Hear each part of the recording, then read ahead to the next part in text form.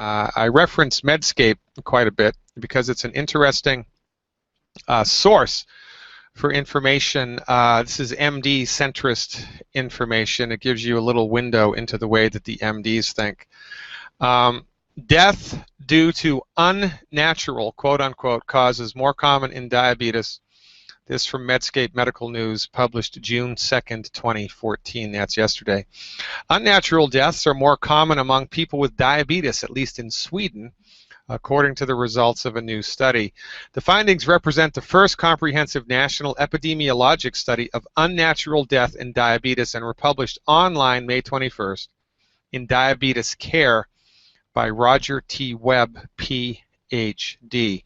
The researchers found increased risks for death from unnatural causes, including suicide, accidents, and homicides among people with both type 1 and type 2 diabetes. They also showed that the fatalities occurred at a younger age among diabetic patients than in the general population.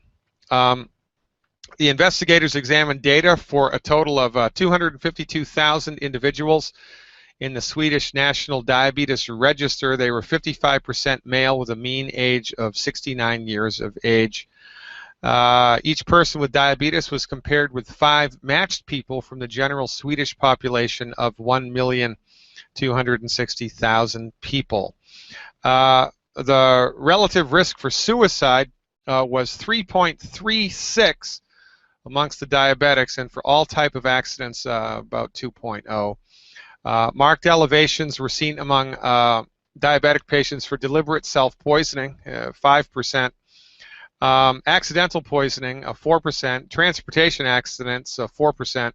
While the number and rate of homicides was small, the risk was still statistically significantly higher than those higher among those with diabetes. These strong associations persisted after further adjustment for mental illness and educational levels, the researchers noted. So again, it's an out-of-control train, right? This is what happens when you pour into a living, breathing, animate, physical body synthetic man-made drugs, the intention of which are not to fix the problem. Your medical doctor is not trained how to fix your health condition. They're trained to manage your symptoms with drugs. They're trained to manage your symptoms with drugs because they don't believe that your body can fix itself. They're not trained that your body can fix itself because they don't believe in the presence of the spiritual, intelligent force inside the body, because nobody has discovered that. Nobody has ever weighed the soul, right, or seen it with an ultrasound or a CT scan. So therefore, to the MD, it doesn't exist. And if it doesn't exist, it doesn't exist. Now, every holistic medical field in the world believes in the presence of an intelligent, spiritual, vital force that animates the human body and which brings intelligence to bear on all the operative functions of the human body. All of the stuff that's happening in your body right now automatically, everything that happens in your body, all of the biochemical processes, all of the cellular reactions, everything is guided by something. It's got to be guided by something. I mean, you know, how does the insulin know to stick to the cell wall? How does that happen? Well, how does it know? Well, how does it know? Well, I'll tell you how it knows. It knows by the intelligence imbued in it by your spiritual body.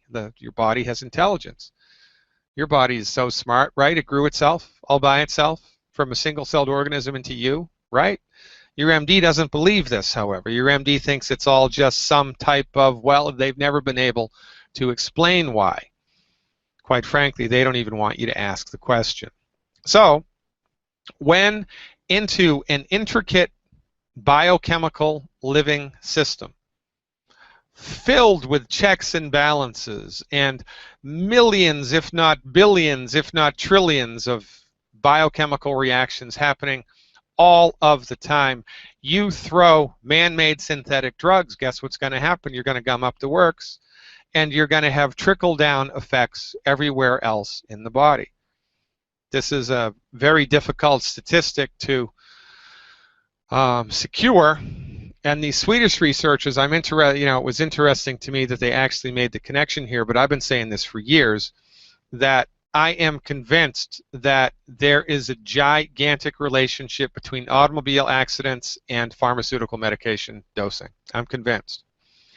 And if you don't think I'm correct, well, here's what I want you to do. Stop taking all of your prescription medications for a year, and then take a prescription medication and see how it makes you feel. Or if you haven't taken any prescription medications, take a prescription medication and see how it makes you feel. I mean, even if it's just an antibiotic, it messes with the way that you think. It messes with the way that you feel, because everything in the body is connected.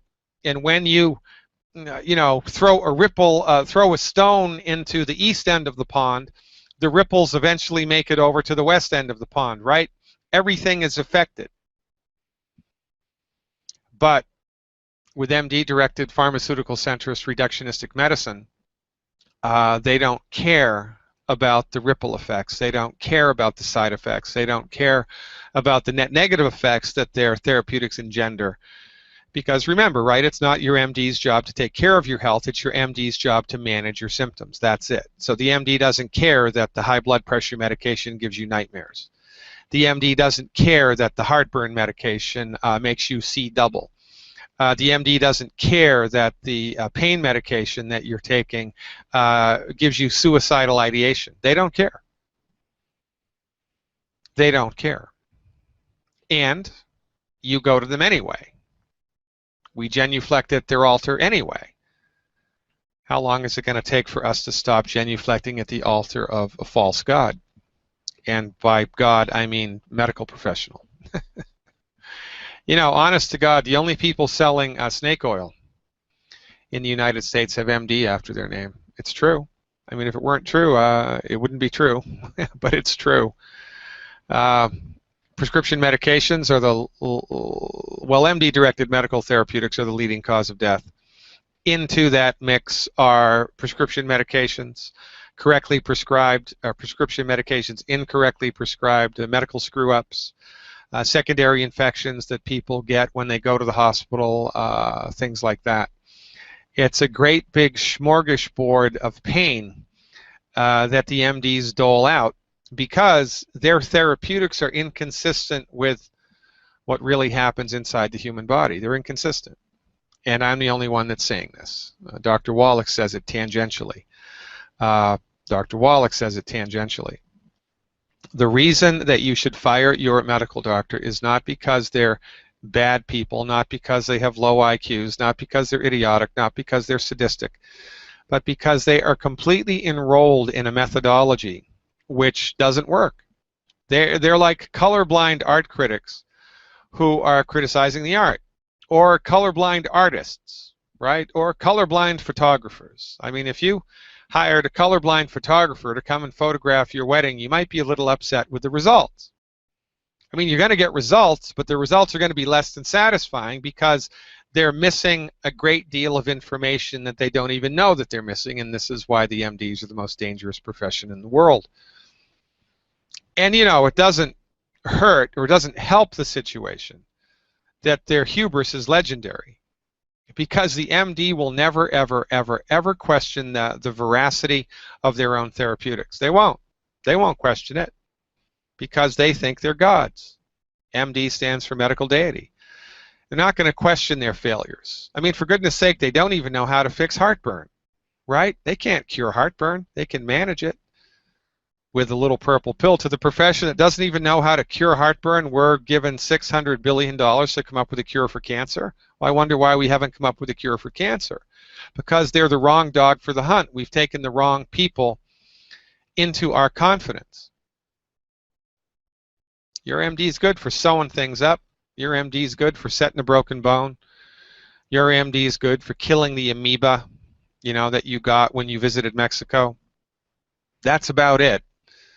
For high blood pressure, for fibromyalgia, for birth defects, for autism, for type 2 diabetes, for type 1 diabetes, for arthritis, for congestive heart failure, for an enlarged heart, for cardiomyopathy, heart attacks, for heart attacks in general, for rheumatoid arthritis, for osteoarthritis, for osteoporosis, for osteopenia, for eczema, seborrhea, psoriasis, failure to thrive, infertility, migraine headaches, your MD has nothing for you. Nothing. Zero, zilch. Other than symptom suppressive, man-made, synthetic, expensive drugs, the intention of which are not to cure a darn thing, simply to manage your symptoms. And while they manage the symptoms, they screw everything else up. So you've got diabetics in Sweden now that are killing themselves at a statistically significantly higher rate than the general population. Why is this? Because when you throw into the intricate system of the human body, the divinely imbued system of the human body, man-made synthetic drugs, you're going to upset the apple cart all of the time. But because the MDs monopolize the medical marketplace, because they are the kings of this domain, they get to upset the apple cart all the time and nothing happens to them. There are no consequences. Their patients die. They don't go to jail. Their patients commit suicide. There's no professional repercussions. No wrists are slapped.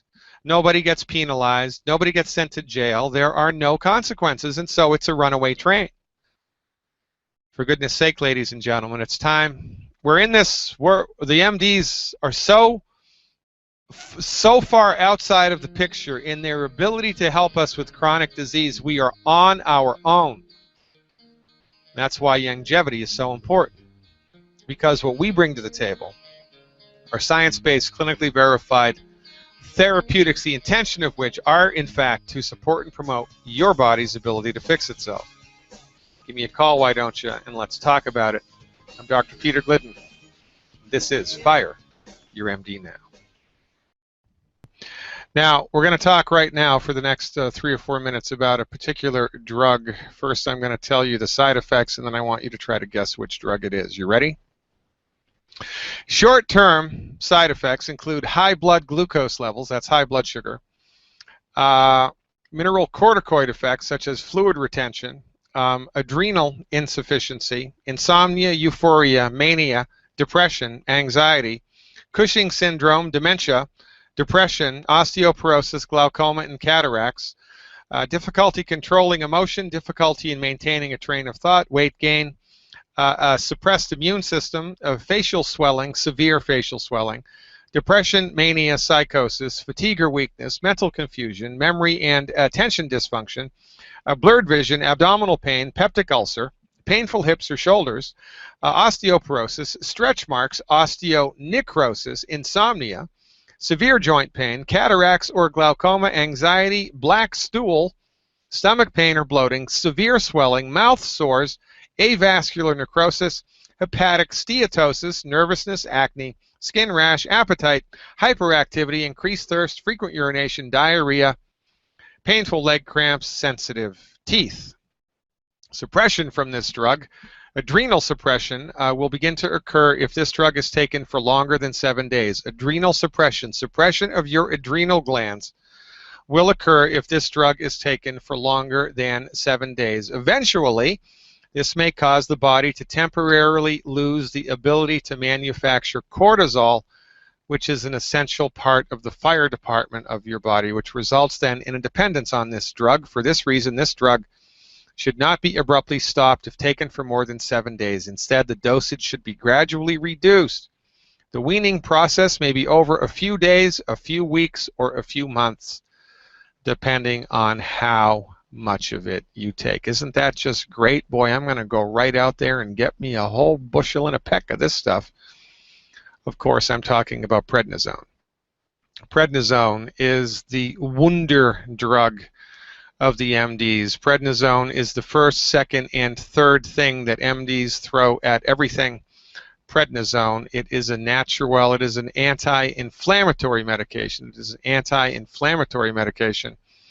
Once it is converted into the active form called prednisolone via the liver, MDs use it to damp down inflammation. Now, a colleague of mine, Jarmel, who lives here in Chicago, who calls in from time to time, he's a Youngevity distributor. He went to a medical conference about a month ago, and the buzz at the medical conference was that everything is caused by inflammation, right? It's a breakthrough. Medical science has finally discovered that every chronic disease has its roots in inflammation, but they're absolutely clueless as to what causes the inflammation. And so the new standard for therapy now is going to be different anti-inflammatory medications. Which is like trying to put the fire out without paying any attention to what started the fire. And if you don't pay any attention to what started the fire, it's going to start again. And the stuff that you throw on the fire is going to have negative impacts on the house, right? You never been to a house that's, one room of the house burns down or the garage burns down, heaven forbid, and then the firemen show up, and it's one wall was in flames and a little bit of the roof, but the entire garage is now demolished because of all of the water that the firemen used to put out the fire. The water put the fire out, but it had deleterious effects on the rest of the house. Well, the prednisone will put the fire out, but it has deleterious effects on the rest of the body. And yet the MDs dole this stuff out like candy. I've always said that if you took antibiotics and prednisone away from MDs, they'd be running around in circles not knowing what to do. And this should scare the bejeebers out of you. Because, again, remember, your medical doctor may be the nicest human being that God ever created, but they are not trained in how to help your body fix itself. They're only trained in how to suppress your symptoms, and they don't give a crap about the side effects that their therapeutics engender. They do not care. It's not their job to make you healthier. It's their job to suppress your symptoms immediately. It's their job to, suppress the blood pressure right now. It's their job to end the pain right now. It's their job to normalize blood sugars right now. They do not care about the long-term effects of their therapeutics, which is why they are the most dangerous people on the planet. Phones are lit up like a Christmas tree. North Carolina's first. Donna is up. I think she has a question about prednisone. How about that? Hey, Donna, thanks for the phone call. You are live. Thank you so much for taking my call. This is exciting. My first time on radio ever. Well, you go, girl. And thank you for letting me relive all those side effects from prednisone. Yeah, I've been living them for 5 years. How long you been taking it? 5 years. Yeah, what'd they give it to you for? Well, I woke up one morning and fell on my face. My joints were all swollen and I couldn't walk. So I was in a wheelchair. Oh, I hate it when that happens. Does that just happen all of a sudden overnight? Yep. And then they kept doing MRIs and X-rays, and they thought at 58 years old I was doing calisthenics from one end of the house to the other. And that I had a trampoline in the middle of my living room. So they were doing X-rays, and are you sure you didn't fall? Are you sure you didn't? And then one day I woke up and it was in my nose. My nose was all swelled up, and I blew holes in both my eyes. Wow. Yeah. And they still weren't able to give you a working diagnosis, right? No, they did everything. My blood pressure's perfect. My cholesterol's perfect. My sugar's perfect. But my inflammation level was up, my cortisol was up, and that was the only thing. I tested negative for lupus, negative for RA, negative for gout, negative for Lyme disease. And because it was in my face and my nose was so big and I couldn't see or breathe and I was bleeding out my eyes, they gave me the prednisone. Well, look, I mean, let's keep it all in perspective, right? It's not the drug, it's how it's used. It's not the gun, it's how it's used. You can use a drug appropriately to help the body heal itself, and you can use a drug inappropriately. For 3, 4, 5 days, prednisone has a utility and can be very helpful if it's used in addition to a smart, effective, science-based, clinically verified therapeutic, the intention of which is to actually help your body get on the other side of the problem, right? But that's not what the MDs do, and quite frankly, so are you still paying medical insurance premiums? Yeah. Well, doesn't that just get your goat? I mean, doesn't that just infuriate you? Well, actually, prior to that, I didn't have insurance. Yeah. I didn't need it. I was healthy. I've been healthy all my life and self-employed. Yeah. That put me out of work. It put me out of everything. So I ended up on Medicaid. Yeah. But every time they cut down my prednisone, I keep trying to cut it down. Yeah. But when I cut it down, all those joints flare up and I blow an eye again, or it's in my nose, or it's in my lungs, or my heart. Yeah, okay, So, all right, so I'm glad you called. How'd you find out about us anyway? just from this crazy guy named Darren Moy.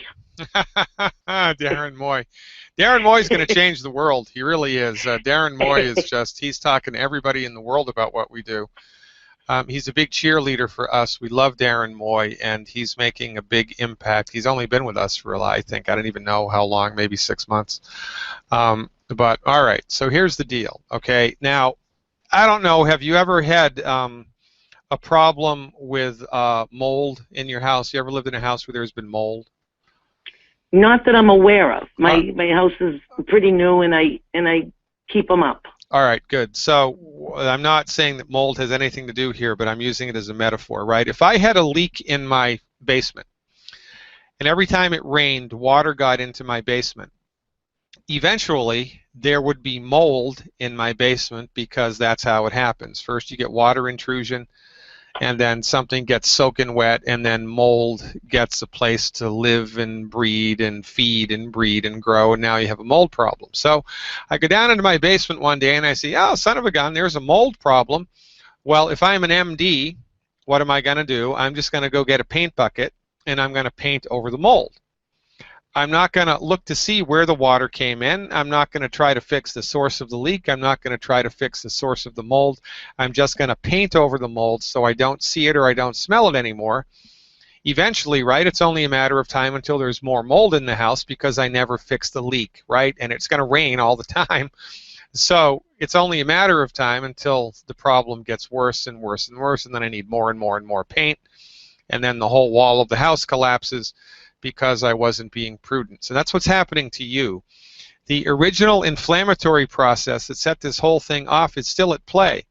Your body is still in trouble, and so when you withdraw from the prednisone, it's back because it never left, right? The prednisone just suppressed the symptoms so you weren't aware of them anymore. It's kind of like cutting the check engine light.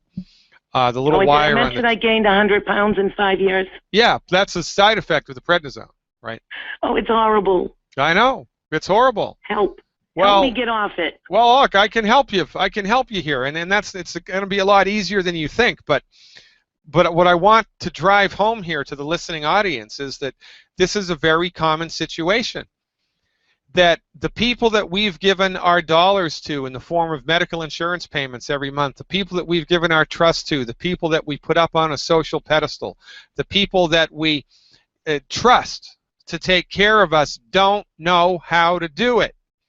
And their therapeutics are hurting us, and they're ineffective. And they can't even diagnose what's wrong with you. For goodness sake, you have strong and persistent symptoms for 5 years, and they don't know what the heck's going on. And they did every diagnostic test in the world, and they're still coming up blank. I would write a letter to the State Association of Medicine saying the doctors at my hospital are incompetent. I want an investigation. 4 doctors already. You fired 4 doctors already, exactly. Yeah, and said it right to them. You're fired. I'll find somebody that can figure this out. And what did they say when you said that? They just shrugged their shoulders. I don't know what to do for you. Yeah. Thank you. I'll find somebody that can. I'm doing more research than they are. Yeah, I know, and that's a problem, isn't it? You would think, right? You would think. Honest to God, it's the only profession in the world where the members of the profession can fail and fail and fail and fail and fail and fail and fail, and they still get a paycheck. Yes. Now, in the beginning of all of this, I have to say, I did have 2 tick bites. Okay. So, did you get a bullseye rash? No, I didn't. And the Lyme tests that they do come back negative. So I went to a infectious disease guy. Yeah, well, you should get Darren Moy to send you a webinar that I did on Lyme disease, because there's only one test that can definitively diagnose Lyme disease, and the Center for Disease Control outlawed its use. There's only one test that can definitively diagnose the presence of Lyme disease, and it's illegal to use it. And okay, well, let me ask you this. Yeah. This infectious disease guy, I do have laryngitis. I don't normally sound this bad. I don't know where that came from. That's out of the blue, too. But he did this other test for the Lyme disease, and I came back with one marker. Yeah. And he said in order to have it, you have to have 2. Yeah, well, see, what I'm saying is that there's that was called a Western blot test. Was that right? Okay, yes. Yeah, so part of that diagnostic array, part of the Western blot, that is, it's like a fingerprint of Lyme disease. The Western blot part, the part of the Western blot test that shows Lyme disease, they can't test for anymore. It's illegal. So you got to watch the webinar that I did. Get Darren Moy to give you a link to the webinar that I did about this. It's fascinating. I will. This is a gigantic government conspiracy and cover-up. Lyme disease was a government-created disease. It started in the 1970s in Lyme, Connecticut, which is 9 miles away from a tick, government research tick facility on Plum Island in Long Island Sound. We think they were experimenting with tick-borne illnesses, and one of the bugs got away, and it created a massive epidemic in the United States. And to cover their tracks, the Center for Disease Control made it illegal. The only test that can definitively test for Lyme disease to be illegal. Now you can have been bitten by a Lyme tick today.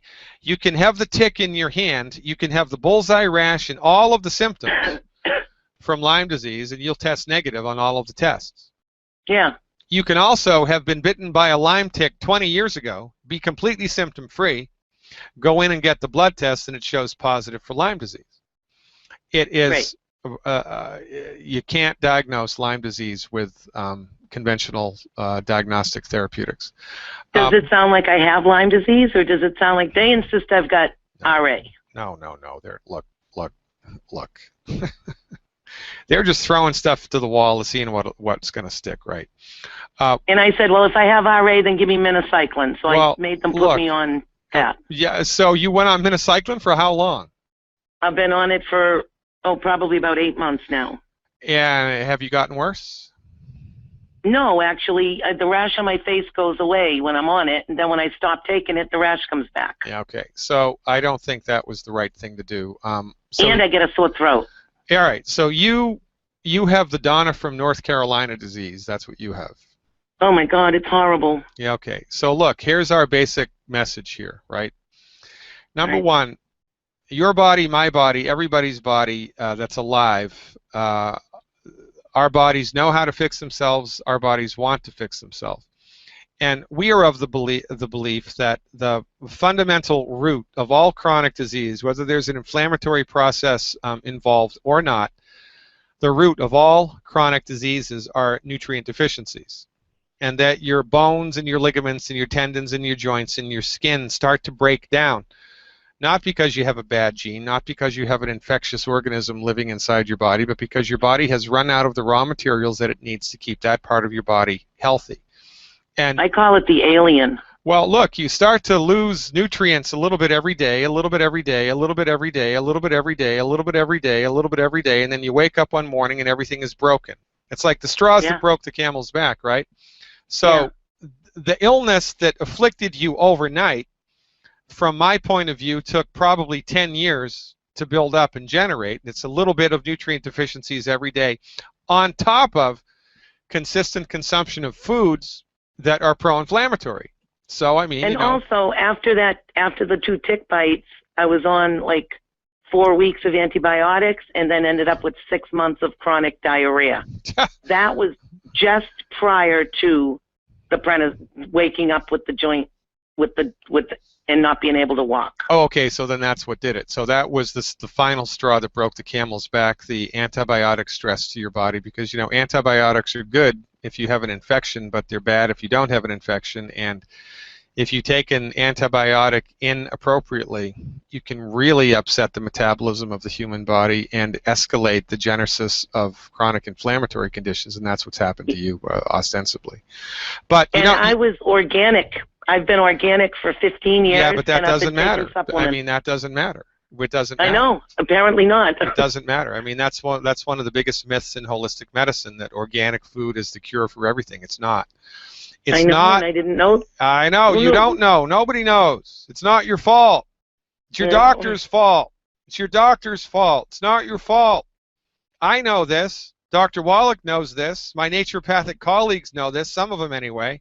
This stuff is published. It's in the literature. We've been doing clinical experimentation with this stuff for decades, and your MD is blind to it because they haven't never been to a medical conference, a medical nutrition conference in their entire life. Yeah. But don't get me started. So listen, Donna from North Carolina, we're coming up against a hard break here. You stick with me. Tell me your body weight before we hit the break. Oh my God, do I have to? Can I tell you after you hang up? Tell me now. 300 All now. right, you stick with me. I'll tell you what to do when we come back. Glad you called. Stick around, folks. More to come. We are talking to Donna from North Carolina. All right, Donna, so here's the deal. Here's what I would do for the next 90 days in order to, get on the other side of this. Okay, you ready? Yeah, do you want me to tell you what I already have? What No, I don't care bought? what you already have because I'm going to tell you what to take. So you can adjust it appropriately, okay? Hit me. All right. Number 1, eliminate the 10 bad foods. Done. Good. Number 2, if you can afford it, 3 anti-aging healthy start packs a month and 4 bottles of selenium. 3 anti-aging healthy start packs and 4 bottles of selenium a month. That's it. That's all you need to do. That's it? That's it. 3 anti-aging healthy start packs and 4 bottles of selenium a month. And Darren Moy can tell you how to dose that and how to mix it and how to take it. But that's what I would do if I were you. Also, you want to get some licorice root tea. Licorice root tea. Yeah. And see have you ever had licorice root tea? Yes. Oh, you have, and you hate it? It's I hate licorice. Okay, so then get Tulsi, T like Thomas, U-L-S like Sam, I, Tulsi tea. Okay. And they make Tulsi tea in many different flavors. I want you to have 2 cups of Tulsi tea a day, okay? 2 cups of Tulsi tea a day. And I want you to educate yourself about ORAC, O-R-A-C, which is a measurement of antioxidants. Your antioxidant consumption goal a day should be 100,000 ORAC points of antioxidants. 100,000 ORAC points of antioxidants. You can do that with nutritional supplements. There's going to be some ORAC in the nutritional supplements that you're getting.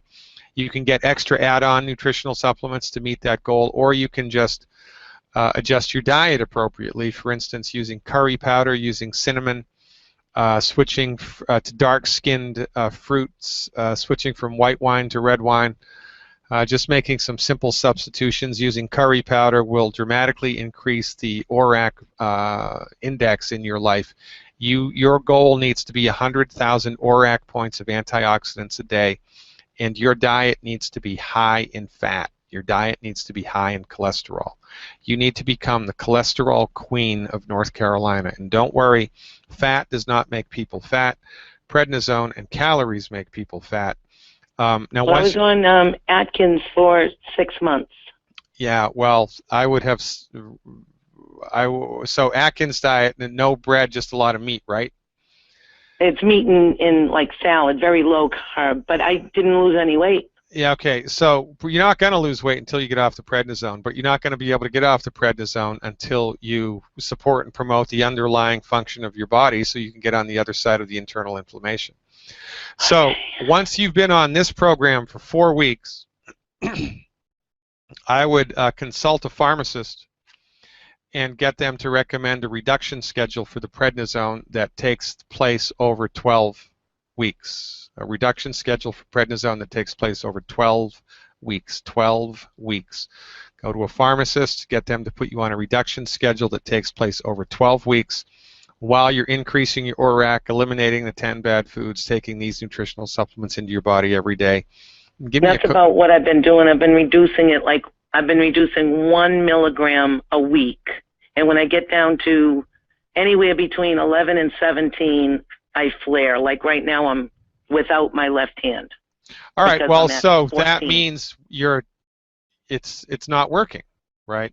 Right. So that program isn't working. And so why isn't it working? Because your body doesn't have the raw materials it needs in order to put the fires of inflammation out. Plus, you have all this trouble that you have to recover from because you've been on the prednisone for so long. And I've only been on the Youngevity for 2 weeks. Okay, so this is why a diet that's high in cholesterol is very important, because all of the hormones that your body makes,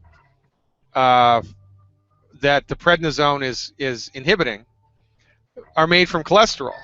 So you have to eat lots and lots and lots of cholesterol, like 6 eggs a day, a stick of butter a day, a chicken with the skin, turkey with the skin. Go crazy for cholesterol. Darren Moy will help you to do that. But one more thing I want you to do, I only want you to do this for 4 weeks.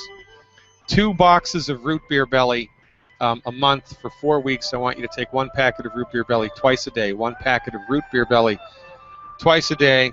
Eliminate the 10 bad foods. Go crazy for cholesterol. Call me back in 3 weeks with a report. I will look forward to it. Appreciate your call. Robert in California is up next, folks. Stick around.